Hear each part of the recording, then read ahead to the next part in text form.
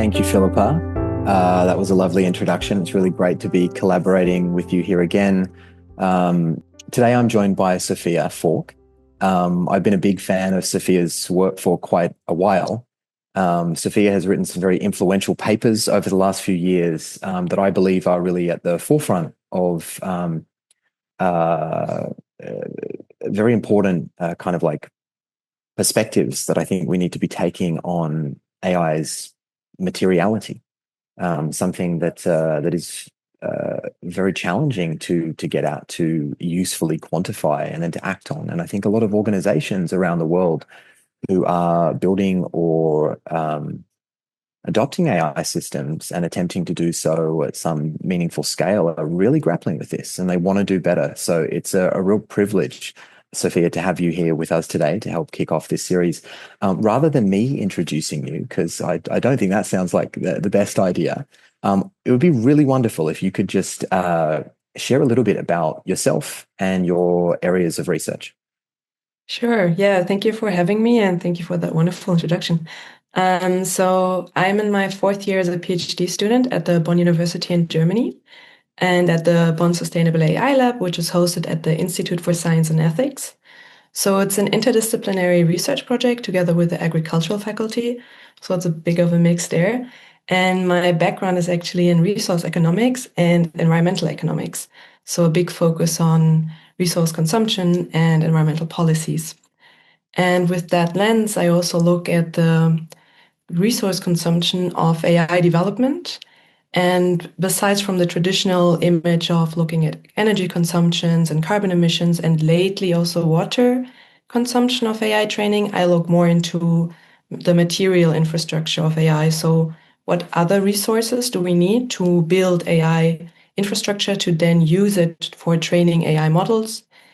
And that goes on to different levels of like the boundary scales. I first started on a more like qualitative assessment of data centers, and then on a very precise level of graphic processing units, because they're like the heart, the backbone, the center of AI development. But I'm sure we'll get more into that later in the discussion. But so my research is really focused on the environmental impact of AI development from a resource perspective.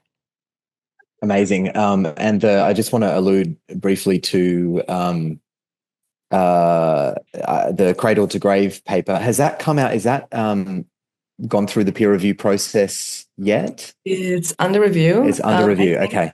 It's such a massive paper, and it's so, again, interdisciplinary that I often struggle to find reviewers for my papers because I have like a wild interdisciplinary connection of computer scientists, LCA practitioners, ethicists, and all of this combines in papers where bring them together in the methodology, the discussion section, and so on. That often I get from editors like, oh, struggling to find reviewers for this. So it's in the process, but yeah, I don't know when it will come out. Yeah. Okay, well, that's good to know. The reason I sort of giggle is because the last time Sophia and I spoke, not via email, but you know, the way that we are now, mediated by satellite. And Sophia was telling me, taking this NVIDIA chip and burning it in a lab, and measuring its elemental composition, and this is the type of stuff that researchers are having to do for various different reasons, not just because we want precision and high quality data so that we can act reasonably confidently in the right kind of direction, but also because there are, I think Stanford's, there's a good example of this, Sophia, and Stanford's sort of like foundation models transparency index. I can't remember if that's exactly what it's called, but what we see, the trend from companies is less sort of transparency about these things. So it's very interesting stuff to cover. But let's maybe go back to basics, although not that basic, and maybe start with okay, so a lot of folks have probably heard of the framing planetary boundaries. Maybe you've seen Johan Rockström present somewhere, or you watched a documentary, or maybe you're actually in a research field or a discipline where this is really relevant to your work. But Sophia, I'm wondering if we could just start there. Like, what is the planetary boundaries framework, and Yeah, sure. why does it matter so much? Yes. So it was originally, as you said, developed by Rockström in 2009. And since then, it has been updated a few times both in the definition of the individual boundaries and also their numerical values. But what it basically is, it's defining 9 Earth system states that have boundaries, defining a hospitable state of the Earth in which we can live, like humans and animal lives will be sustained in this Holocene-like state. And it's not like tipping points when we talk about transgressing these boundaries. It's more of like the further we push beyond those boundaries, the more we are in a state of increasing risk and uncertainty, because we don't know how much we can push them further to then reach into a really unhospitable state to sustain human and animal life as we know it today. And then also, the further we transgress those boundaries, there is very little time to prepare ourselves for an Earth regime shift. So these boundaries really define what or how we can live on a planet as we know it today and as we know it sustains human life forms in the way that we live today. And then there's like these 9 Earth systems that have individual numerical control variables where they define the limits of these boundaries. The most, the most famous one I would say is climate change, and that's then measured in carbon emissions. So we have ppms, particle per millions, and then defines when we transgress them, the more we get in this risk or in this uncertainty level in the boundary. And then we also have biosphere integrity, we have land system changes, freshwater changes, ocean acidification, stratospheric ozone depletion, novel entities as chemicals that are untested released into environments, and then atmospheric aerosol loadings and geochemical flows. So all of these are the 9 Earth systems that we have that are defined in this planetary boundary system that are important for us to maintain and maybe observe how they change and how we increase their loads. No big deal. We're done, right? Exactly. Yeah. Okay. Thank you for that. I think it's a really great description. And for everyone that's perhaps not familiar, there are some wonderful resources. I think there was even a Netflix documentary at one point that Rockstrom was heavily involved in. And there's a lot. The prevalence of literature that now refers to planetary boundaries is sort of it's kind of crazy, overwhelming, very hard to keep up with. That's really helpful. Thank you, Sophia. So, I mean, maybe the next thing. So we when I think back to, say, when was Anatomy of AI first published? Maybe 2018, Crawford's work, so, and that was like, I recall that being something like because it was a visual expression. And I know we have cartography of generative AI now, which is sort of like the foundation models equivalent of that, which I think was maybe Amazon Echo or something that Kate and a colleague had done that work on. And it was this really interesting visual expression, and people, like, for the first time, perhaps, that hadn't really been in the weeds of data center materiality and stuff like that, went, oh, wow, this is like, that's hectic. This is far more significant than I thought. And so, it still feels like we're very early in the process of attuning to the usefully attuning to the importance of this. And so I'm wondering, like, in your research areas, and I'm thinking particularly the 2 papers that we have discussed, the Cradle to Grave, and then the one that came out, maybe, was it a year and a half before that? I can't recall now, but that was the one when I first picked up on. I was like, yes, I need to speak to Sophia. And just for everyone's reference, very few people at the time were really looking at AI systems and their relationship to planetary boundaries. Again, we have a lot of information about carbon emissions. We have quite a lot of information now about water, which is a really significant issue. But Sophia's work, I think, was very leading in that space. So I suppose, Sophia, from my perspective, I'm really interested to start explicating this a little bit for everyone that's tuning in. Like what impact is AI having on planetary boundaries? Yeah. So we can start with the most obvious one. We have the use phase of AI. So we often think about AI as this cloud metaphor, like data centers are an intangible, immaterial object that maybe now emits something that we can't also grasp, like carbon emissions. So it's again a little bit, it happens, but we don't see it. And that's what we're focusing on. We have this operational phase of the data center, which is the use phase, and then the energy consumption for that emits carbon emissions, which then exerts pressure on the climate change boundary.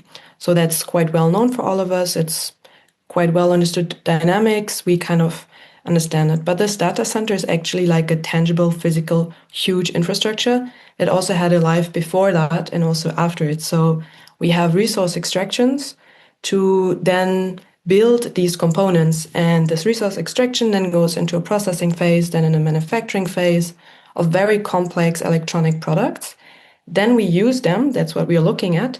And then we also have a highly increasing life cycle turnover. So we increase the e-waste consumption or the e-waste production a lot because we have these GPUs that are highly specialized and we develop very fast, better, faster GPUs. So we have a big or higher turnover of these very specialized components.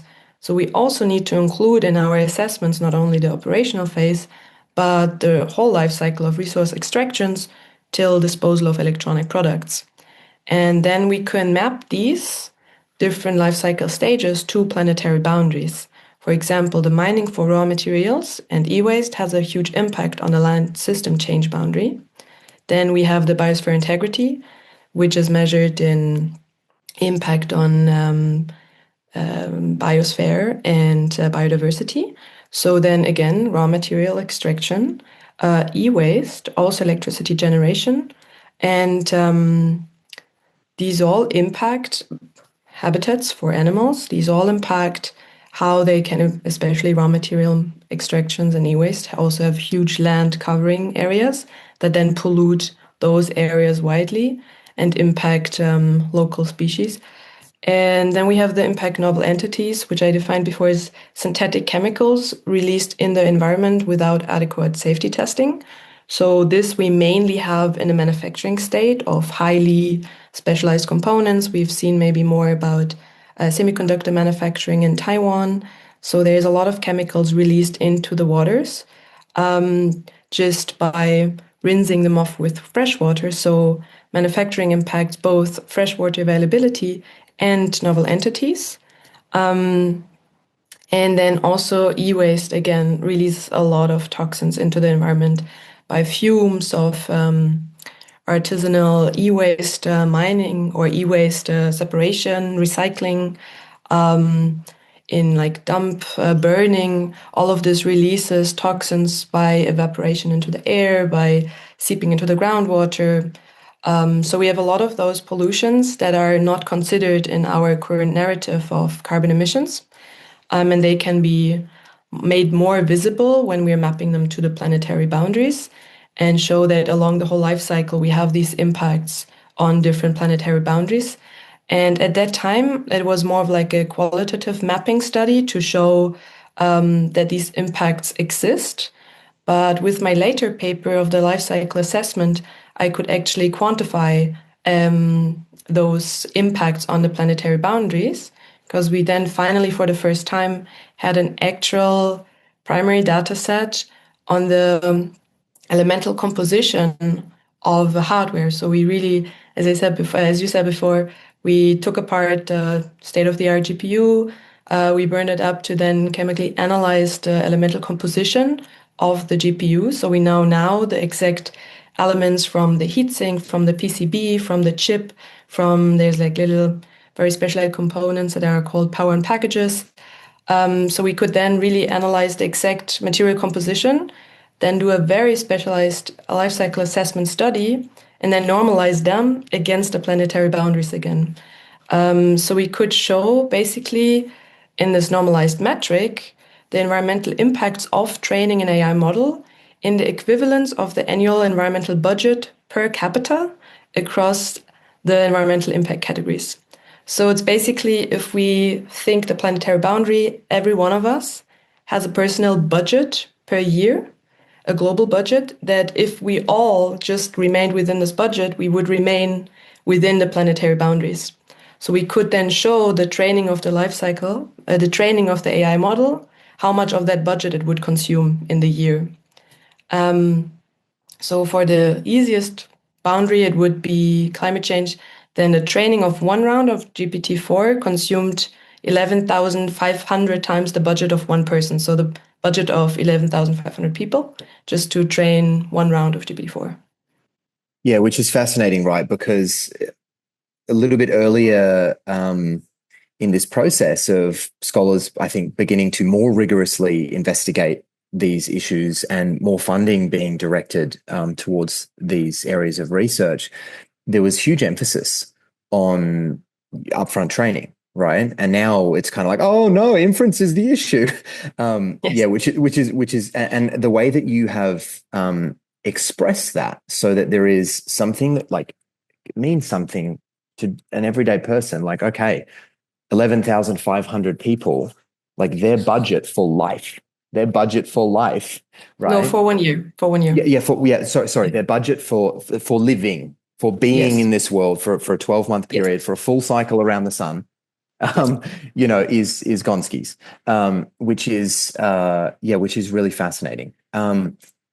So okay, so like I think you've, and I realized, and the first paper I noticed someone asked, and we can absolutely share references. The first paper I was referring to from Sophia is the attribution problem of a seemingly intangible industry. What's the name of the second one, Sophia? I can't remember. Like, because it's quite a That's the long one. second Because paper. yeah. Yeah. Then the Oh, then the third, third one I'm thinking of. Yeah. more than carbon, a complete life cycle assessment of Gen AI training. I That's can it. send links Yeah, later. great, amazing. Yeah. Thank you. Yeah. Yeah, cool. I just wanted to respond to that quickly. So, so you've been doing like some really incredible work, and I'm assuming as part of that, you are attempting to, as best as any person can or participant within a team can or a lab, stay up to date, whatever that really means, right, with Yeah. the literature as it's evolving. And I'm wondering, what are the big sort of knowledge or information or knowledge gaps in these areas that perhaps are hindering us from taking more sort of normative, preferable action, whether, I don't know, at the individual level or company level or policy level? So we have very little data on a lot of parts of this life cycle. We started with a GPU unit, like one single GPU that then was used for training at that time, which was the NVIDIA A100. But as I said, there's a very fast life cycle or hardware turnover. So the gaps are now for more modern GPUs. And we are continuing our research. We've now did the same, the full up burning up and elemental analysis of an H100. So we will just reproduce the study with a more modern GPU.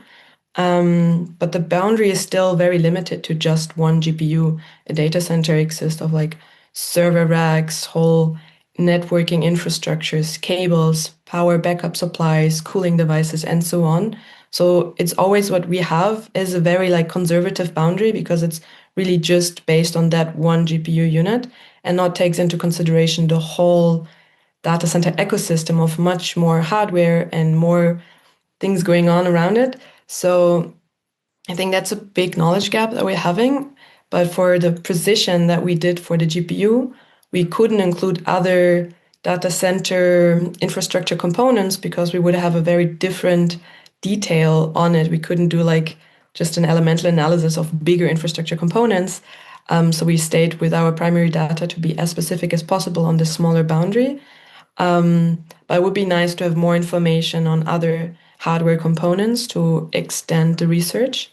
And also, we have very, very limited knowledge about training data from different AI companies. We don't know their training rounds. We don't know sometimes the exact model architecture, the model size, and all of this impacts also the energy consumption, which I'm not focusing on, but of course, including in my modeling. So the use phase in our life cycle assessment is of course based on the training of GPT-4, which we then also model and assess the carbon emissions of training the model.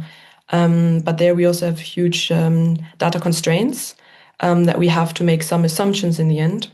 And as you also hinted at, inference is a new huge issue because we have so little information of inference. But what we can say is the bigger the model in the training, the bigger its energy consumption is also in the using the model. So the bigger the model that you're using, the more energy consumption is for any prompt or query that you're using the model. So these are kind of things that we're now researching more and more. But we need more information from hardware manufacturer, from AI developers. Like it's a very, intransparent sector in general. Yeah, something if recently, so one of the things that well, I've been spending a lot of my time on lately is doing applied AI ethics work within government, and there are many different very important values, variables, etc. In assessing socio-technical systems in these contexts, but this one's really prominent, and for Sophia and I have chatted about this a bit. We in Australia we have 8 whole of government AI ethics principles, a bunch of other stuff, a technical standard, impact assessments, lots of different things. And for industry, they're kind of voluntary. For government, they're mandatory.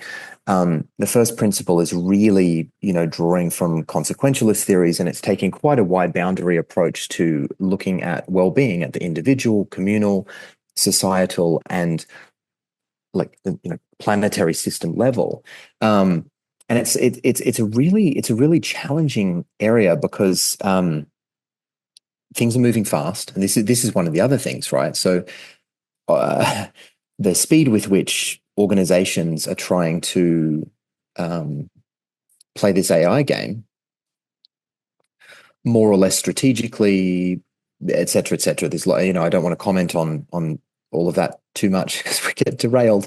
But it's really challenging for folks, whether that be a very senior decision maker, and that can be the board of directors, right? That's they're responsible for corporate governance, right? Setting strategy, identifying and sort of attempting to mitigate corporate risk, creates the authorizing environment for everyone else to sort of operate within, if you will, with more or less freedom, more or less constraints, et cetera, all the way down to folks that are building these systems or taking something off the shelf and trying to deploy it in a particular context and then trying to roll out a training program to help people, it's very challenging for them to go, okay, so this environmental thing's really important. Like I like breathable air. I like drinkable water, although, unless you have reverse osmosis, that's questionable at the moment. But,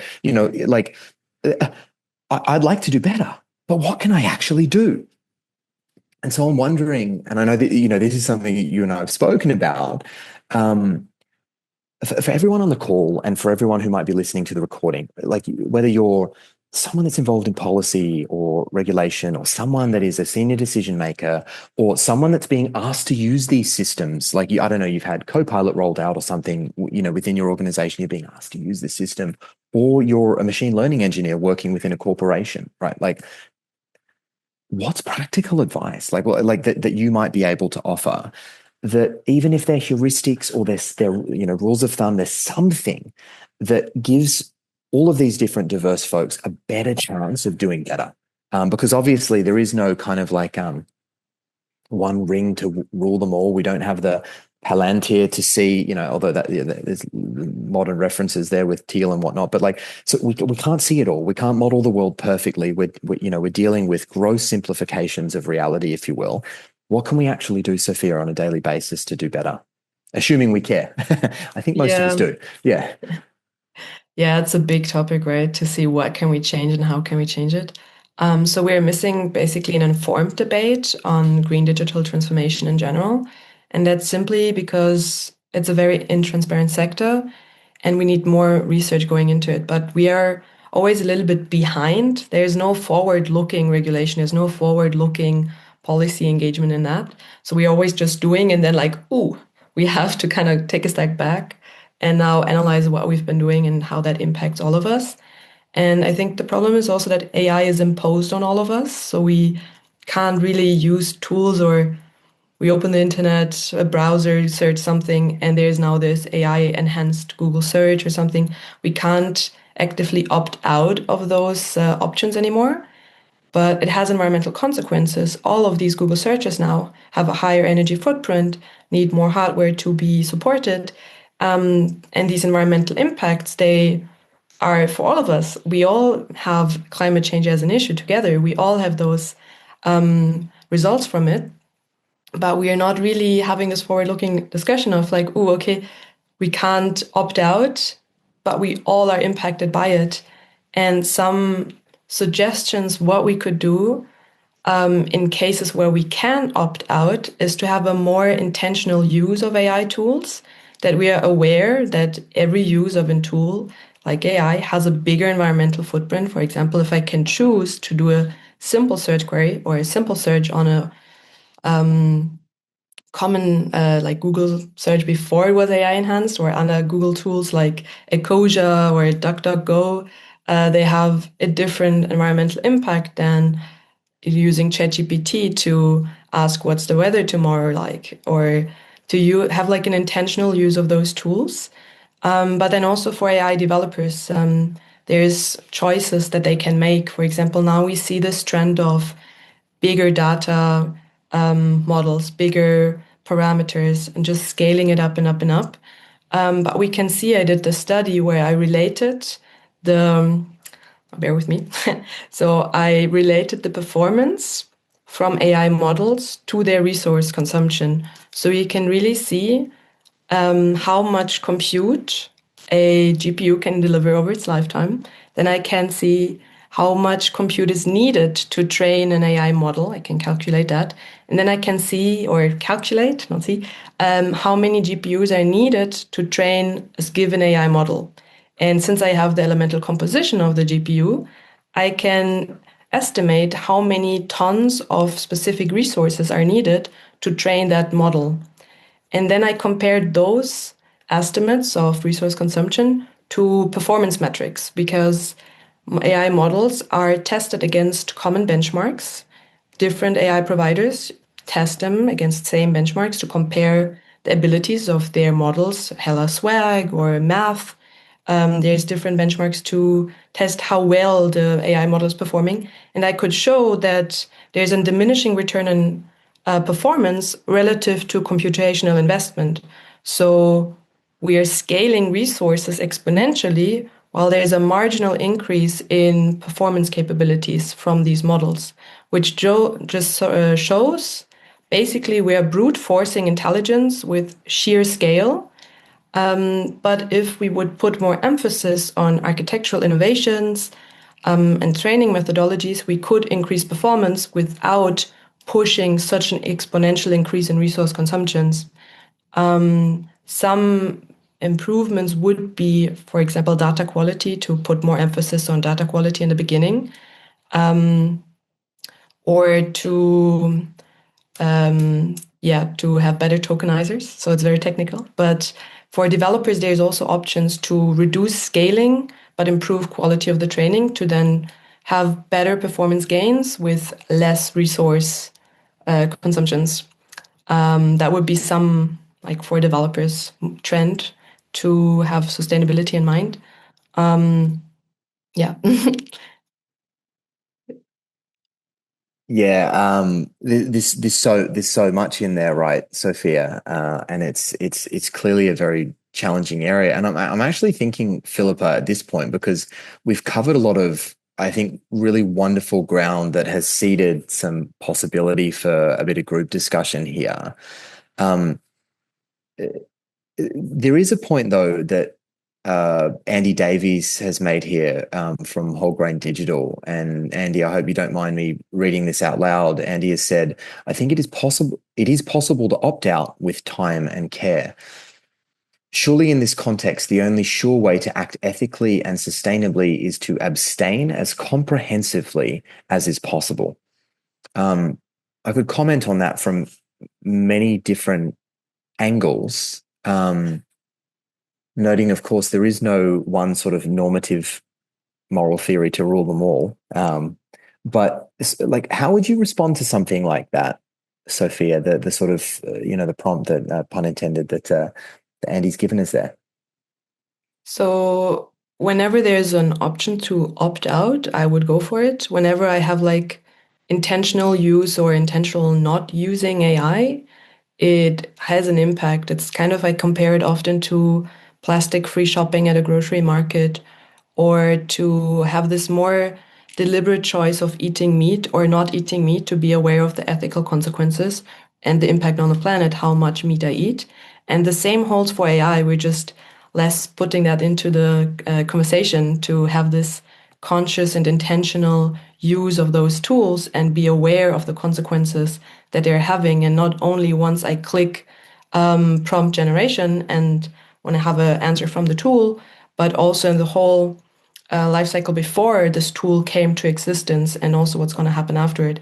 So I would say whenever there's an option to not use it, go for the traditional way. And of course, if you want to have like one time play around, see what images they can do and not be like left behind of technical innovation and evolution, of course you can play around with it once and test it. I'm not against that. Just have like a fun, see it. But whenever you're taking it as your status quo, to just be like, oh, instead of finding out who's, I don't know, the politician of that country, and instead of going to Wikipedia, then use AI tools for that. First of all, maybe they give you misinformation, just as a disclaimer in general. And second, this is just a very different habit of using the internet and creating a different footprint while you do that. Thank you. Thanks, Sophia. Philippa, over to you to scroll through some of these questions and pick some challenging ones out. Thank you so much. And thank you to everyone who's posted, and thank you to Sophia for that very rich, or both of you, both Nate and Sophia, for the very rich discussion. So I'm going to pick up on Neil's comment because he's asked, when a model moves from a particular version to a one-up, he's got 5 to 5.1 as an example, does that usually involve a new training cycle, or is it just incremental, and what effect does that have on sustainability and what we've been talking about? So it depends. We know that sometimes they do pre-training and then fine-tuning. So a model that is fine-tuned on a new data set can perform better, and then it could be 5.1. But you can only do that for a certain amount of times. And then you need to train the model again from scratch. Otherwise, it performs worse. Maybe you have noticed, if you're a regular user of AI chat models, that sometimes they respond better than other times. So the model has been fine-tuned on specific data sets more and more and more time. But then there's something that is called catastrophic forgetting. If they're too specialized on these data sets, they forget like common knowledge, and then they perform worse. So you have to train them again from scratch, like from the beginning on. And in that phase, we also ignore experimentation, data preparation, data generation. All of these steps that happen before are also hours and hours and hours of training. And then usually when we see these carbon emission reports, they're just on one training round. And these training rounds, they happen multiple thousand times, even from model version 5 to 5.1, but also from like 4 to 5 and so on. So we have so many training rounds that we don't even know, we don't assess, and we don't include. But yeah, it's just much more, and we don't just fine tune for a long time because it doesn't work with just the technicality of the neural network. Yeah, it's fascinating. There is a follow-up question from Angie, actually, that I'd like to jump in with, which is Gen AI the problem for the companies that are currently at the forefront of development, which I think a lot of people are wondering at the moment as well. That's a good question. So I can't just generally answer that with yes or no. Gen AI is definitely, in a sense, a problem that it's a very like general purpose, all knowledgeable model. The more bigger the model is, the more capability it has, the more emissions it has in training and using it. So more specified or specific models for smaller tasks are less environmental damaging. They're like useful. We have AI tools nowadays that could fit on a phone, or they are very task specific. They're only telling you general knowledge about biodiversity or something that are really for your company, maybe for your company needs. Those have a smaller environmental impact than those big general models. So I would say yes, general models definitely have a bigger impact, but if they are the problem or the companies, I don't know. I can't tell you that. But the companies are not helping by brute forcing this intelligence and general intelligence by just putting as much data in there as possible, and not giving any data to us on the other side. So Keith asks how much how much resources AI is using compared to other industries, and just to give us a comparison. And he also wants to know if there's any legislation that can be used in different countries or globally to compel AI companies to report on their resource use. So that's another problem, the resource use. We have data centers that are only for AI development build up nowadays. But then we also have data centers that fulfill multiple functions. So they are used for digital services in general. They have AI inference, they have AI training partitions. So it's very difficult to say to what extent exactly the material consumption for AI in the sector of digitalization is used for. Where does it start? What is an AI tool? What is an AI product and what is not? Both on the software side as well as on the hardware side. So it's very difficult to really say what are exactly the relative contributions from AI on extracting resource X, because it's difficult to relate back to what is exactly used for AI. But we can see an increasing trend. We can see an increasing trend of data center workloads being directed to AI training or inference. There's a McKinsey study that says till 2030 that 70% of all data centers are built up for AI training workloads or AI using. So that is a direction that we're having, but we can't really say in absolute terms how much it's contributing to that. And with regards to policy, as with everything else, we have some policies that are tackling carbon emissions, but also very broadly, but nothing specific with resource consumption so far. Lindsay's asking about what we as consumers should be asking, suppliers, companies, etc., as in terms of pushing for more information around their resource use and wider consumption patterns. Is there any way that you can give us some guidance just as individual consumers? As individual consumer, I think you have not that many options of putting pressure on a data center, be like, give me your information, give me the data. They're just like, yeah, okay, then don't use my data center or don't use my AI tool. If you're a bigger consumer, like a company that uses APIs or something, or wants to host their workload on a data center, then you have the advantage of having like a competitive comparison between data centers, be like, hey, this data center uses renewable energies and it could prove that to me, or this data center is built in a water-rich region, maybe, for example. You could have these choices at like a bigger consumer scale to have more informed choices on what data center you host your workloads on, as well as if you use APIs, which one maybe are better performant in resource efficiency.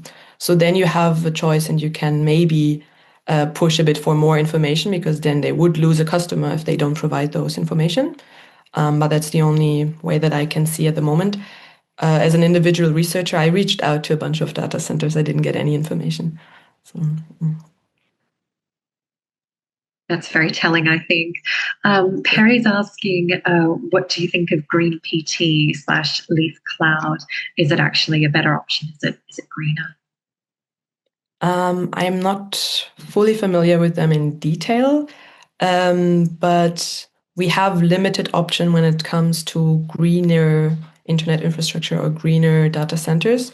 So every small contribution that is made, be it more renewable energy or higher energy efficiencies or using waste heat for greenhouse agriculture or district neighborhood heating, things like this, that's always a step forward. It's always better than just to remain on the common status of data center buildups. So anything that is moving in the direction that have credible sources and numerical values that can back their claims, then that's a step forward. But the term green and sustainable is not, defined fully, and there's no copyright on it. Like, you don't need to fulfill a specific standard to say like you're green or sustainable. So I would always be careful to immediately believe anything that is just claimed to be sustainable or green. Just really briefly add to that, Philippa and Sophia, like we have, a lot of literature on green software, green digitalization, yada, yada, yada, green AI. And the papers that I've read, it's not like I've read every single paper on the topic, but I've read a bunch. And I can't actually recall the one that had the greatest impact on me, but I will dig it out, Philippa, and share it with you so that it's something that everyone that's attended can gain access to. And Sophie, if I reference some of it, maybe you'll recall what it was. But basically, just saying, like, of all the claims, there is clearly no such thing. Yes, there are better and worse. There are better and worse kind of like options, but they're all pretty bad. And it brings me back. I posted a little bit higher up, and we had spoken about this at one point, Sophia, the Kreutzig et al. Digitalization and the Anthropocene paper from 2022 that was published in Annual Reviews, which I thought was a very significant and influential paper. Like basically showing that digitalization overall has been bad. It's not to say like now net bad. That's not to say that it hasn't come with a bunch of good as well. But if you're really interested in that very wide boundary take, and obviously that's not looking specifically at AI, that's looking at digitalization and its effect on, yes, planetary boundaries, but also, our autonomy, also our democratic institutions, et cetera, et cetera.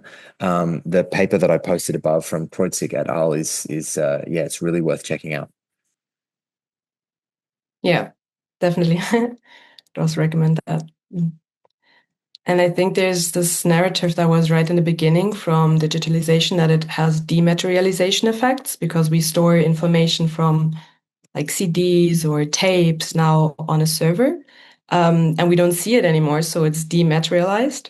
So this is an effect that we always, since the beginning of digitalization, had, and this narrative of it's less resources instead of more. It might be worth just really briefly adding sort of the notion of rebound effects, Jevons paradox, etc. So many of you may be familiar with this, and this is something that there is more and more literature about, but it seems like reasonably reliable across the board. We create some new thing, and it does introduce an efficiency into a system. And then because of the perverse incentives, ideologies, the historicity, that we belong to, yada, yada, yada, we just go, all right, more. And so the efficiency gained becomes just more stuff, using more energy, more material throughput, et cetera, et cetera. It does not reduce material throughput overall. So these are really important sort of variables. And I remember, Filippo, we ran a session once. It may have been when we had Ted Lecherman, the chair of UNESCO's AI governance, on, and we used that Microsoft example. And I recall Satya Nadella basically posted a tweet, like sort of talking away Jevons paradox as if it was some, I don't know, property of the universe. Like it just was, rather than something that, our incentive structures and our collective behaviors and stuff caused. So in my experience, there is acknowledgement that these things are occurring, that we do have rebound effects, etc., but there isn't necessarily the sort of responsibility and accountability in the areas where there needs to be to actually do something about it. And that's a significant point. And Andy, just following up on the note where you suggested perhaps there was a little bit too much kindness directed towards some of these players. I very much understand where that's coming from, and would welcome a deeper, more nuanced discussion about that at some point. Yeah, and Philippa, just really quickly, the Pierre's point here, I'm wondering, Sophia, if you can see this as well. This is a really interesting one, and it sort of aligns to, say, effective accelerationism as an ideology, or the Dark Enlightenment as an ideology, or some specific artifact like Andreessen Horowitz's, what did they call it? Techno-Optimist Manifesto. That's it, from a few years ago. And I remember, Sophia, the claim that Andreessen was making, I think it was probably largely written by Mark. He seemed like he was the kind of like spearhead. Basically suggests, so his claim was we need to 1000x our energy production. But what he actually said was, and this shows some of the biases that he doesn't seem to be aware of, what we first do is we get the rest of the world up to US levels, which would basically be on average a 5x increase, right? Then we 1000x from there. Notice the sequence of events, right? It's and there was some analysis done on that basically suggested that even if that 5000x increase resulted from incredibly low carbon energy sources, the waste heat alone would basically boil the oceans. So there's this biophysical energy, et cetera, blindness that whether willful or ignorant, who knows? I can't make any claims there, but that does seem to be very much entangled, in the culture, if you will, of many of these organizations. And I just, would be very interested, Sophia, in your take on Pierre's comment here. So we have this acceleration effect, as you said. It's just speeding up at an unprecedented, example before. It's just going straight up since AI was basically commercially introduced in 2022 with the first ChatGPT, and since then it's just popping up everywhere. Now more model developers, bigger models. Every few months there's a huge headline of a better, bigger, faster, more capable model. And even if we then used purely renewable energies, they have trade-off effects, which are also seen in the planetary boundaries. The more renewable energy you use, they often have a very high water footprint. So they just put pressure on a different planetary boundary, which is then water consumption or freshwater consumption. So whatever we exchange maybe in our current infrastructure, it definitely has an impact on a different boundary. And these interaction effects are then often neglected of, but we're going to be completely carbon neutral. Then you're not water neutral. That's just impossible. So you always have these effects that you need to also take into consideration.